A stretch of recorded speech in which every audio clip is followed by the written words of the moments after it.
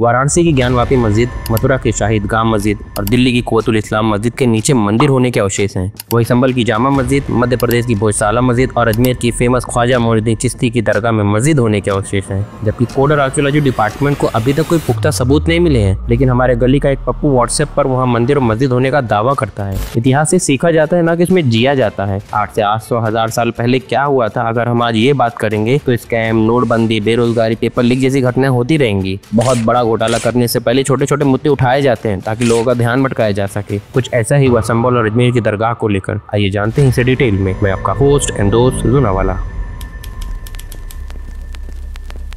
PM Modi, Jawaharlal Nehru, Shahrukh Khan जैसे दिग्गज लोग हर साल अजमेर की इस दरगाह पर जियारत करने और चादर चढ़ाने आते रहते हैं। ये चमकता गुंबद कोई आज का नहीं, 1236 ईस्वी का है, यानी 800 साल पुराना। हिंदू हो या मुस्लिम, सबकी आस्था ख्वाजा मोइनुद्दीन चिश्ती से जुड़ी हुई है, क्योंकि इन्होंने कभी धर्म में भेदभाव नहीं किया। शायद इसीलिए कोई यहाँ से खाली हाथ नहीं जाता। 712 ईस्वी में मोहम्मद बिन कासिम पहले मुस्लिम रूलर थे जो इंडिया में आए, जिसके बाद मोहम्मद गौरी, कुतुबुद्दीन ऐबक और बहुत सारे मुस्लिम राजाओं ने दिल्ली सल्तनत को बढ़ाया और अपने साथ साथ अपनी वेशभूषा और अपना रीति रिवाज भी लाए। और साथ ही साथ फिर शुरुआत हुई सूफीज्म की। 1192 में ख्वाजा मोइनुद्दीन चिश्ती इंडिया में आए और राजस्थान के अजमेर में सूफीज्म की नींव रखी। 1236 ईस्वी में उनके देहांत के बाद इल्तुतमिश ने ख्वाजा मोइनुद्दीन चिश्ती की दरगाह बनवाई। वहीं बादशाह अकबर ने दरगाह के एरिया को बढ़ाया और शाहजहां ने उसमें एक मस्जिद बनवाई। 800 साल बाद आज भी इस्लामिक कैलेंडर के रजब महीने के 7 तारीख को ख्वाजा मोइनुद्दीन चिश्ती का उरूज मनाया जाता है, जिसमें हिंदू, मुस्लिम, सिख, ईसाई सब लोग पार्टिसिपेट करते हैं।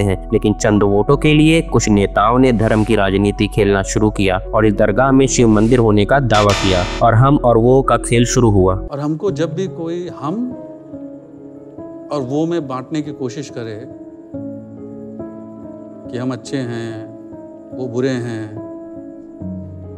तो घर जाके कैलेंडर देख लीजिएगा कि इलेक्शन में कितना टाइम बचा है। ऐतिहासिक धरोहरों की जिम्मेदारी मूलतः 2 लोगों पर होती है, इंडियन गवर्नमेंट और आर्कियोलॉजी डिपार्टमेंट ऑफ इंडिया। लेकिन इन दोनों के पास कोई पुख्ता सबूत नहीं है कि पहले यह मंदिर थी कि नहीं। इतिहास में बहुत से ऐसे भी राजा थे जिन्होंने दूसरे धर्मों की राजकुमारियों से शादी की, जैसे राजा मान सिंह ने मुगल किंग अकबर के दौर में मुस्लिम राजकुमारी से शादी की। राजा राम सिंह ने औरंगजेब के दौर में मुस्लिम राजकुमारी से शादी की। राजा भरमाल, जो जोधाबाई के पिता थे, उन्होंने भी मुस्लिम राजकुमारी से शादी की। वहीं मुस्लिम बादशाह जैसे अकबर ने अजमेर की जोधाबाई से शादी की, जहांगीर ने अजमेर की मानबाई से शादी की, हुमायूं ने हामिदा बानो बेगम से शादी की जो हिंदू और पर्शियन थी, शाहजहां ने मुमताज महल से शादी की जो पर्शियन और हिंदू दोनों थीं। किस राजा ने हिंदू और मुस्लिम राजकुमारियों से शादी की, इस बुनियाद पर मंदिर और मस्जिद होने का सबूत नहीं दिया जाता। अगर ऐसा होता तो बाबर की एक भी वाइफ हिंदू नहीं थी, लेकिन फिर भी अयोध्या में मस्जिद होने का प्रूफ मिलता है, तो फिर अयोध्या पर डिबेट क्यों?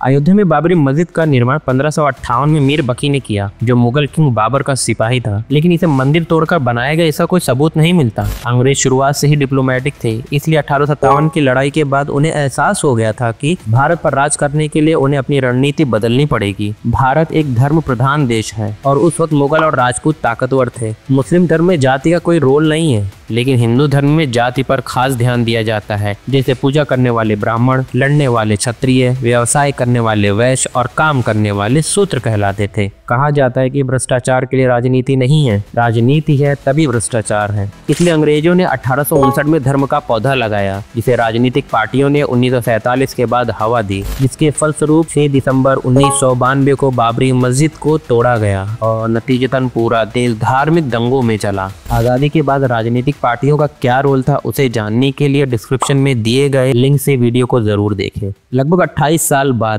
सुप्रीम कोर्ट ने 9 नवंबर 2019 को अपना फाइनल जजमेंट दिया और विवादित जमीन को हिंदू, मुस्लिम और समाज सेवा में बांट दिया। वक्त की खासियत है कि वो सारे घाव भर देता है और वही हुआ। दोनों धर्मों ने बाबरी मस्जिद के दर्द को बुला दिया, लेकिन कुछ राजनेताओं ने इस धार्मिक भाईचारे में फिर से फूट डालने की कोशिश की और इस बार निशाना लगाया अजमेर की दरगाह को, ये बताते हुए कि वहाँ मंदिर था। अब आप सोच रहे होंगे कि इन सब में कानून कहाँ गया, तो आपकी जानकारी के लिए बता दें कि हम जो भी धार्मिक प्रैक्टिस करते हैं, कानून उस सब की इजाजत देता है।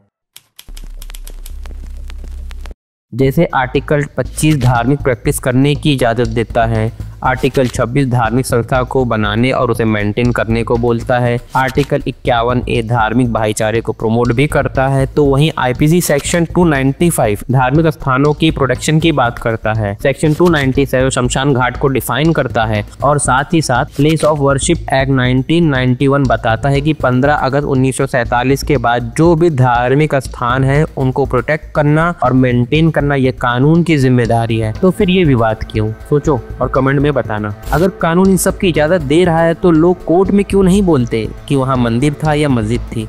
ये फिल्मों में होता है। जज साहब फाड़ दीजिए कानून की ये किताबें। जज गांड फाड़ देगा, जबान से पोछा लगवाएगा। जज है वो। 800 साल पहले मंदिर थी या मस्जिद, ये हमारा वो उनका, ऐसा जब भी सुनना तो एक बार अपने चारों तरफ देखना। आपको समझ में आ जाएगा कि व्हाट्सएप मैसेज फॉरवर्ड करने वाला कौन है। जो आपको भड़का रहे हैं हकीकत में अपना बिजनेस कर रहे हैं, धर्म का, जाति का बिजनेस, क्योंकि उसी से उनका धंधा चलता है। अगर आप यहाँ तक वीडियो देख चुके हैं तो मुझे उम्मीद है आप समझ गए होंगे कि क्या सही है और क्या गलत। फिर मुलाकात होगी अगले वीडियो में। Signing off.